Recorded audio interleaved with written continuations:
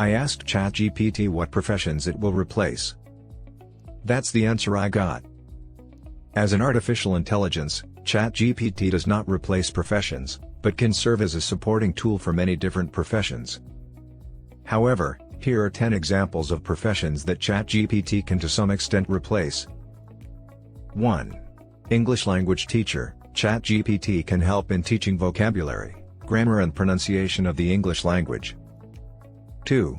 Translator. ChatGPT can help in translating text between different languages. 3. Journalist. ChatGPT can help in finding information, creating headlines or writing articles. 4. Secretary. ChatGPT can help in organizing tasks and planning meetings. 5. Librarian. ChatGPT can help in cataloging and searching for books and library materials. 6. Customer service representative. ChatGPT can help in answering customer queries and providing answers to simple questions. 7. Lawyer. ChatGPT can help in finding legal information and explaining the law. 8.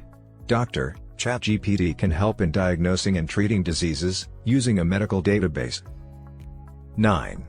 Web designer. ChatGPT can help in creating scripts and tools for interacting with users. 10.